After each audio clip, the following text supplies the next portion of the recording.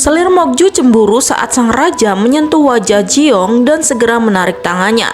Jeong yang tertekan oleh sikap sinis Mokju lalu bertanya kepada sang raja kemana mereka akan dibawa. Namun alih-alih menjelaskan, sang raja malah memerintahkan pengawal untuk menutup kepala Jeong dan juga Gilgem agar mereka tidak merasa tertekan. Jeong pun hanya bisa diam dan berterima kasih karena sudah menutup kepalanya. Sepanjang perjalanan, ia terus mengatakan bahwa sang raja bebas membawa mereka kemanapun sesuai kehendaknya. Setibanya di kamar, sang raja memanggil tabib untuk mencabut anak panah di dadanya. Selir Mokju yang berada di sana menyimpan niat lain dan mengambil anak panah tersebut secara diam-diam.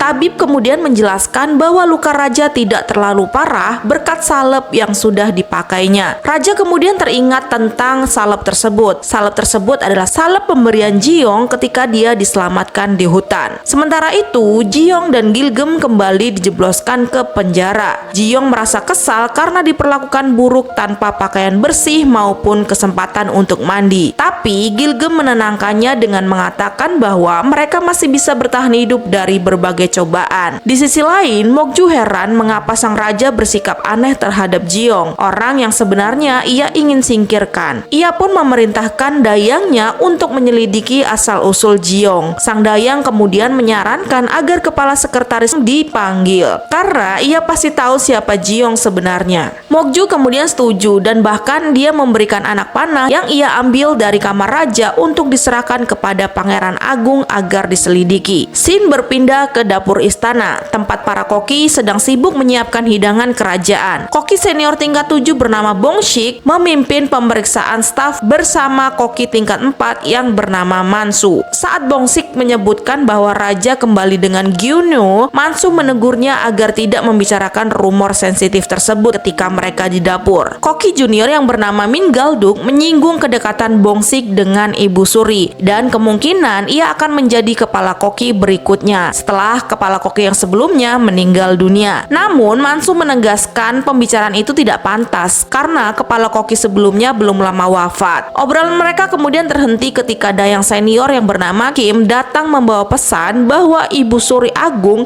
ingin memakan camilan dan Ibu Selir Mokju meminta makanan berat.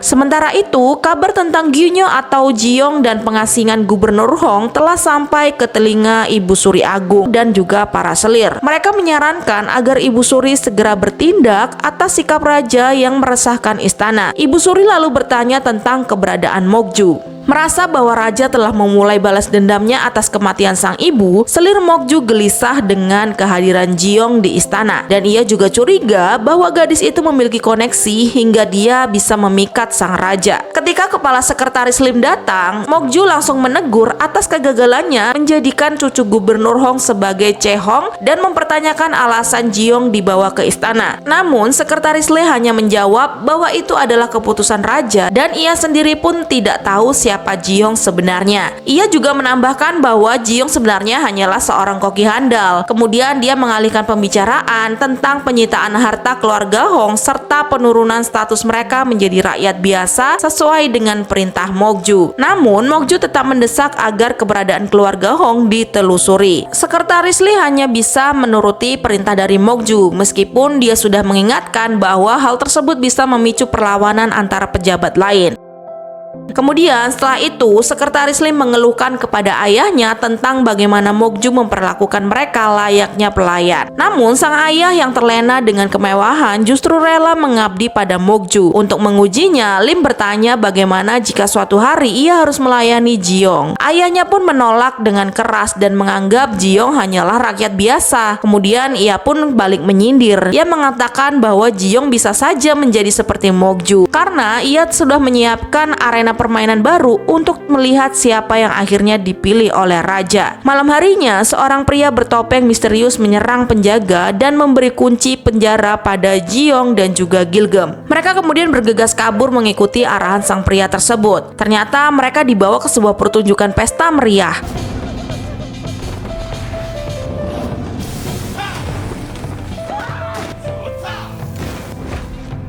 Dan saat musik berhenti, pria bertopeng itu ternyata adalah sang raja. Ia kemudian memperkenalkan aktris kesayangannya yang bernama Gong Gil yang menyimpan banyak rahasia raja. Gilgem sangat terpesona oleh ketampanan Gonggil. Sementara raja memberinya hadiah dan memerintahkan Gonggil untuk menyelidiki orang yang telah memanahnya di hutan Salgoji. Di sisi lain, Jiyong merasa sangat muak dengan sikap raja yang dianggapnya main-main. Sang raja pun kemudian mengancam akan menyiksa mereka jika mereka mencoba kabur. Bahkan memerintahkan pengawalnya menyiksa Gilgem terlebih dahulu. Jiyong yang tak mau hal itu terjadi, ia pun akhirnya memohon ampun dan berjanji tidak akan lari lagi. Setelah itu, raja melepaskan Gilgem dan menyuruh mereka menyiapkan hidangan yang memuaskan untuk dirinya. Kepala Qasim lalu membawa mereka ke dapur istana. Di perjalanan, Jiyong menangis karena ia merasa sangat rindu pada ayahnya. Sementara Gilgem menenangkannya dan berjanji mereka akan saling melindungi. Sesampainya di dapur, koki senior yang bernama Bongsik tersebut menolak adanya perempuan menyentuh dapur istana. Tetapi sang Qasim menegaskan bahwa itu adalah titah raja. Jiyong dan Gilgem pun langsung bekerja. Jiyong sangat kagum dengan bahan-bahan mewah yang ada di istana. Dengan penciumannya yang tajam, Gilgem juga menemukan daging segar yang ternyata daging rusa hasil buruan raja. Karena merasa percaya diri dengan keahliannya, Jiyong bersemangat mengolahnya bersama Gilgem. Meski sang Qasim mengkhawatirkan cara penyajiannya, mereka tetap menyiapkan hidangan itu untuk dihidangkan kepada sang raja. Koki Bongsik pun melaporkan pada Dayang Ibu Suri bahwa seorang perempuan yang bernama Jiyong kini ikut memasak di dapur istana. Berita itu segera sampai ke telinga Ibu Suri Agung dan juga selir Mokju. Merasa terancam, Mokju kemudian memerintahkan sang koki yang berpihak padanya untuk mencari-cari kesalahan Jiyong. Sementara itu, Jiyong tergesa-gesa mengantarkan makanan ke kamar sang raja. Ia terkejut ketika melihat sang raja menggunakan pakaian yang tidak pantas hingga ia sempat melongo. Saat diminta menjelaskan hidangannya, Jiyong menyebut nama masakan dengan bahasa Prancis. Namun, itu membuat sang dayang menertawakan sang raja karena ia kesulitan dalam pengucapannya. 각종 채소와 노른자를 부각을 올렸습니다.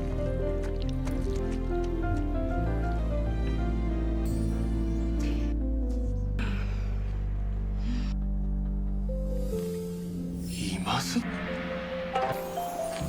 Setelah mencicipi, sang raja dan dayangnya terpesona dengan cita rasa masakan Jiyong. Hidangan demi hidangan terasa sangat lezat, bahkan membawa sang raja berhalusinasi seolah berada di alam liar. Karena merasa terharu, ia kemudian meminta Jiyong untuk menyuapinya. Sang raja langsung teringat kepada ibunya yang dulu juga pernah menyuapinya seperti Jiyong. Saat obrolan berlangsung, selir Mokju berusaha masuk, tetapi ditolak oleh raja. Ia merasa dipermalukan dan juga cemburu melihat kedekatan sang raja dan juga Jiyong. Jiyong yang merasa takut meminta izin untuk pergi, namun sang raja menahannya dan menegaskan bahwa dia telah memilih Jiyong. 너는 보통 여인이 아니야.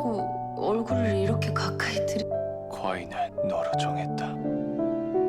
Setelah itu, Jiyong pergi sambil resah karena takut akan mengubah sejarah. Sang sekretaris Lim kemudian menawari bantuan dan kerjasama. Namun, Jiyong hanya mau mempertimbangkannya bila dia bisa menemukan buntalan barang berharganya. Di sisi lain, Mokju menyusun rencana baru untuk menyingkirkan Jiyong dengan membuatnya tak betah di dapur. Ia menyuruh sang koki mencari kesalahan masakan Jiyong. 장장이 다 젖은 거 아니야? 이것이 말로만 듣다 일이 어수선하게 만드는지. 에휴. 아유, 멤버! 오늘도 고생 많았어. Tetapi itu semua gagal. Meski diganggu seharian, Jiyong dan Gilgem tetap bertahan. Meskipun berat dan menganggap bahwa penjara lebih aman bagi dirinya. Keesokan harinya, raja menghadiri sidang pemerintahan. Kepala sekretaris membawa laporan tentang pengasingan Gubernur Hong dan tuduhan bahwa Jiyong terlibat. Para menteri kemudian memprotes tindakan sang raja. Kemudian sang raja menjadi murka. Raja kemudian memerintahkan Jiyong dibawa ke aula. Selir Mokju sempat yakin Jiyong akan dihukum mati oleh sang raja. Namun justru sebaliknya, sang raja malah mengangkatnya sebagai kepala koki istana. 이 여인을 수락관 대령 숙소 임명하라. Keputusan tersebut kemudian sangat mengejutkan para menteri. Sementara para koki senior merasa terpukul karena untuk pertama kalinya seorang perempuan bisa menduduki posisi itu. Kabar pengangkatan Jiong membuat selir Mokju makin murka. Ia lalu menemui Ibu Suri Agung dan menfitnah Jiong. Ia menuduh masakan Jiong bisa mengancam nyawa sang raja. Atas dasar tersebut, Ibu Suri Ratu dan para selir memutuskan mengadakan kompetisi memasak di istana untuk menguji kemampuan Jiong. 소문만 무성한 그 기녀의 대단한지 궁금하긴 했다. 대왕 대비 마마. Malam harinya, Jiong dan Gilgem terharu saat mereka mendapatkan kamar yang sangat layak setelah Jiong dinobatkan sebagai kepala koki. Sang Kasim kemudian membawakan pakaian resmi kepala koki untuk Jiong dan juga pakaian asisten untuk Gilgem yang menandai bahwa itu adalah awal tugas baru mereka.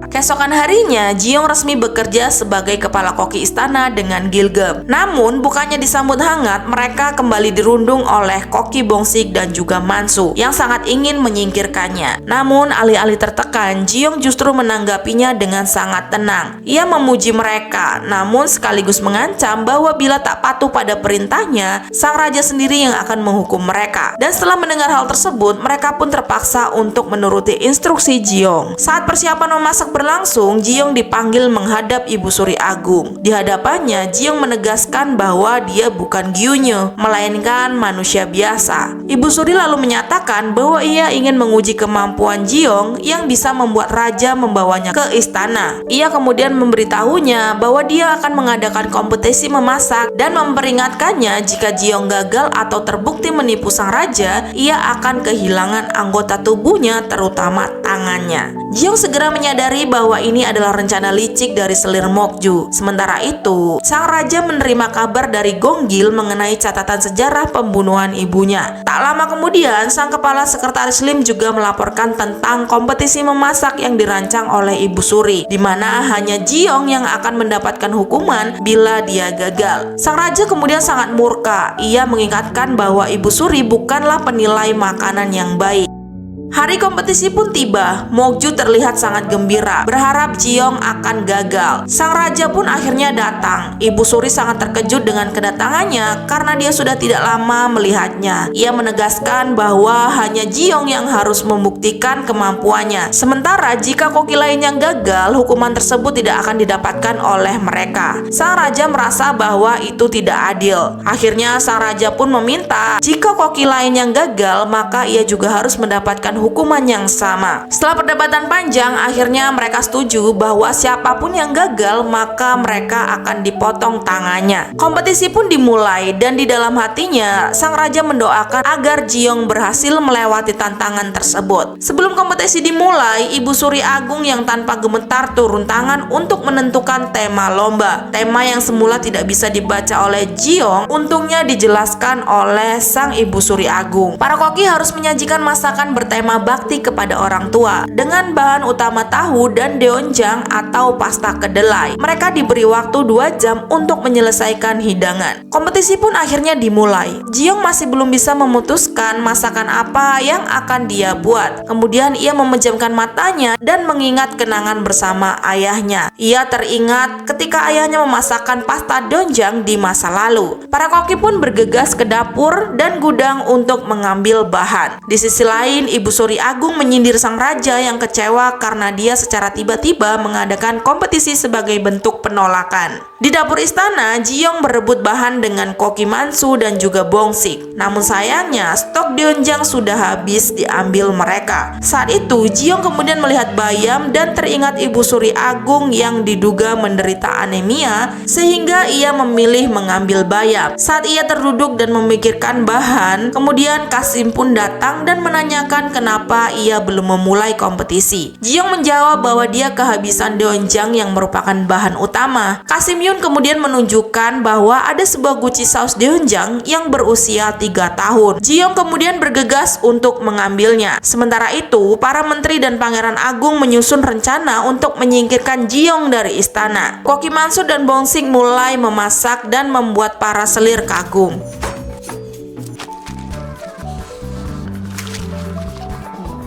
Ketika Jiong kembali, ia langsung membuat adonan mie. Namun para selir meremehkannya karena hanya memasak hidangan sederhana dengan sayuran. Selir kan bahkan memperkeruh suasana dengan terus memuji masakan koki istana. Sang raja yang mendengar hal tersebut menegaskan bahwa masakan Jiong juga harus dicicipi karena masakan koki lain sudah sering mereka nikmati. Kasim Yung memberitahu Jiong bahwa Ibu Suri menyukai sup doenjang buatan ibunya yang terkenal gurih dan juga segar. Jiong kemudian mencoba mengingat rasa tersebut, namun sempat kehilangan fokus hingga hampir terjatuh. Jiong yang hendak mencari bahan tambahan sempat ditahan oleh dayang istana. Namun ia kemudian menjelaskan kepada Ibu Suri dan juga raja bahwa dirinya tidak mengubah resep, hanya mencari bahan lain saja. Sang raja kemudian mendukungnya meski selir Mokju menuduhnya tak mampu bersaing. Akhirnya karena waktu yang sudah mepet, Jiong akhirnya meminta bantuan Gilgem untuk mengambilkan bahan tambahan tersebut. Namun selir Mokju langsung menyuruh dayangnya untuk menghalanginya. Meski begitu, Jiong tetap melanjutkan masakan dengan teknik berbeda yang membuat Ibu Suri, raja, dan para selir penasaran. 지금 품에 담근 거예요. Menjelang akhir waktu, Gilgem kembali dengan kepala berdarah membuat Jiong sangat khawatir. Namun, ia memintanya untuk fokus menyelesaikan masakannya.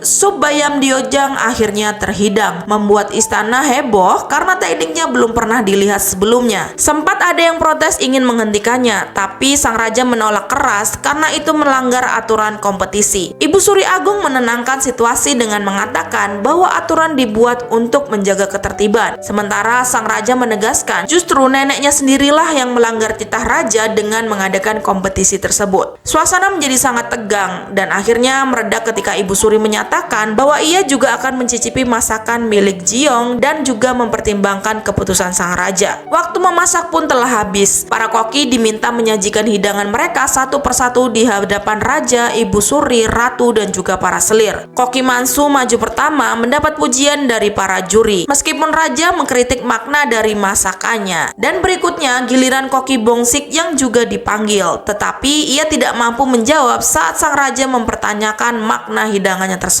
Kini giliran Jiong. Para juri awalnya meremehkan sup doenjang sederhana miliknya. Namun Jiong menegaskan bahwa hidangan itu ia buat khusus untuk Ibu Suri Agung. Sang raja yang sudah mengetahui bahan masakan Jiong memilih untuk diam. Mereka kemudian mencicipinya. Sang raja, Ibu Suri Agung, Mokju, dan juga para selir sangat terkejut dengan rasa yang mereka rasakan yang sangat lezat dan juga belum pernah mereka rasakan sebelumnya. Mereka cukup takjub dengan masakan milik Jiong. Namun, selir Mokju tetap menjatuhkannya dengan menanyakan di mana letak makna bakti pada masakan itu. Saat Jiong hendak menjawab, Ibu Suri menghentikannya. Ia justru mengatakan bahwa masakan Jiong benar-benar mewakili rasa bakti kepada orang tua karena membuatnya teringat pada masakan ibunya. Ibu Suri pun terharu, apalagi rasanya sama persis seperti masakan terakhir yang ia nikmati dengan sang ibu. Sang raja kemudian ikut kagum dan memuji Jiong yang membuat selir Mokju semakin kesal. Jiong kemudian menjelaskan bahwa dia ingin menghadirkan masakan sehat yang bisa menjaga kondisi Ibu Suri agar beliau tidak hanya mengandalkan obat-obatan. Mendengar hal tersebut, Ibu Suri mengakui kehebatan Jiong dan tidak lagi meragukan keputusan raja tentang mengangkatnya sebagai kepala koki.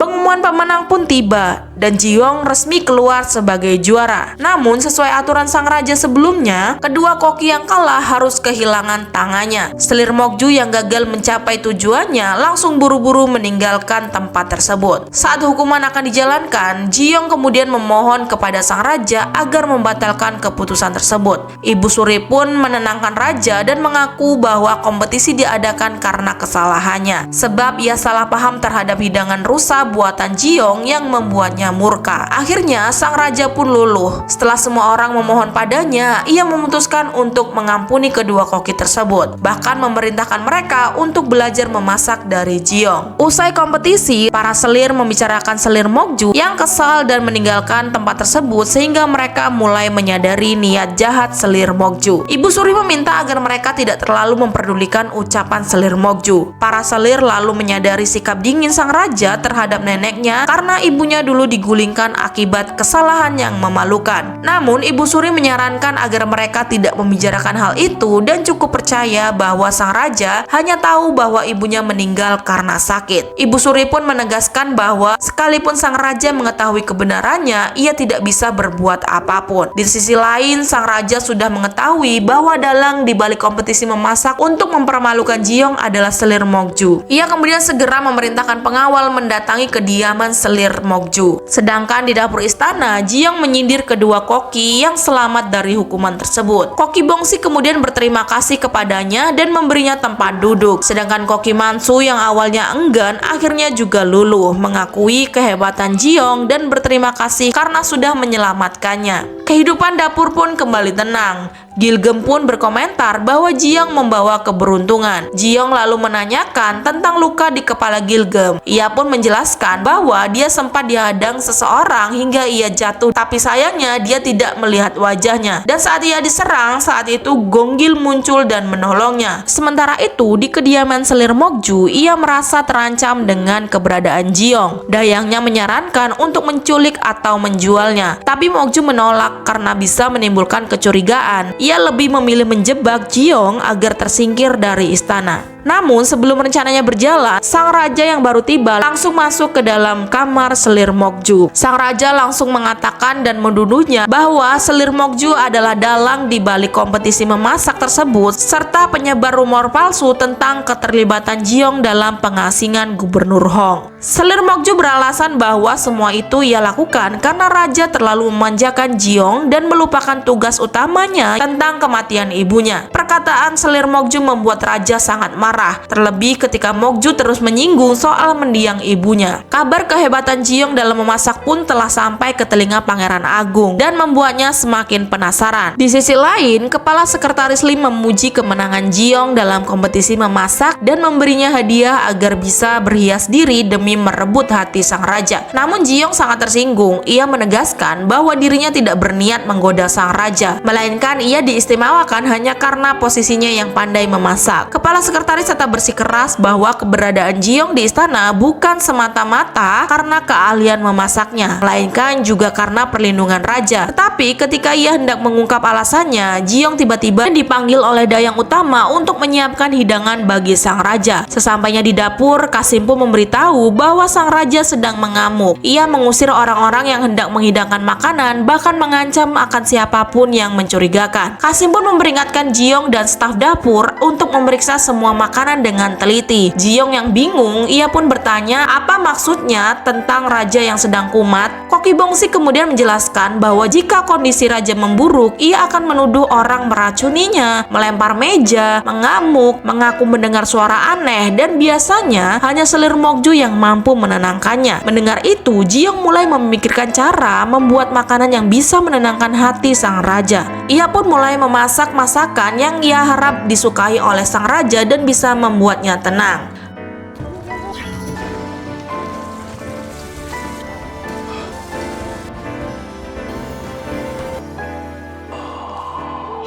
Setelah semuanya selesai, ia kemudian mengantarkan makanan tersebut ke kamar istana. Di dalam kamar tersebut, Ji-young melihat sang raja melempar barang-barang dan mengusir dayang-dayangnya. Saat itu pun Ji-young ikut diusir, tapi ketika sang raja sadar bahwa itu adalah Ji-young, sang raja kemudian menahannya. Raja kemudian memaksanya menjelaskan hidangan yang dibawanya. Awalnya ia marah karena Ji-young menyajikan makanan dengan bahan dasar yang sama saat kompetisi. Namun Ji-young menjelaskan meskipun bahan dasarnya sama, namun rasanya akan berbeda. Raja kemudian menyuruhnya mencicipi hidangan lebih dulu, dan setelah ia yakin bahwa makanan itu aman, ia kemudian mulai mau memakannya. Setelah ia mengambilnya, ia sangat kesal karena mie yang dia ambil tidak bisa berputar dengan sendok. Sampai akhirnya Ji-young menyuapinya dengan sabar. Sang raja sangat menikmati hidangan tersebut sampai habis. Ji-young lalu menjelaskan bahwa masakan itu adalah makanan yang biasa dibuat ayahnya ketika dia marah. Mendengar hal tersebut, sang sang raja bertanya apakah ayahnya masih hidup dan menawarkan untuk mengirimkan pesan kepadanya. Namun Ji-young akhirnya membuka rahasia bahwa dia bukan berasal dari masa Joseon, melainkan dari masa depan. Ia bahkan berkata bisa membuktikannya lewat buku yang berjudul Mangun Rock yang membawanya ke zaman itu yang ada di dalam buntalan yang telah dibuang oleh raja sebelumnya. Kemudian sang raja meminta Ji-young untuk menceritakan masa depan. Siapa tahu sang raja bisa percaya atas cerita tersebut. Ji-young yang telah mengetahui tentang sejarah, dia berpikir bahwa tidak mungkin ia mengatakan hal yang jujur bahwa sebentar lagi akan ada peperangan antara para menteri. Ia hanya mengingatkan agar ia waspada terhadap orang-orang di sekelilingnya, karena kelak akan terjadi pembersihan Gapsin yang menggulingkannya dari tahta. Setelah menghidangkan makanan, Ji-young kembali ke kamarnya. Sementara itu, sang raja ternyata menulis sebuah buku tentang Ji-young. Ia menuliskan tentang Ji-young dan juga masakan-masakan dan juga peristiwa yang terkait dengan kematian ibunya 20 tahun lalu.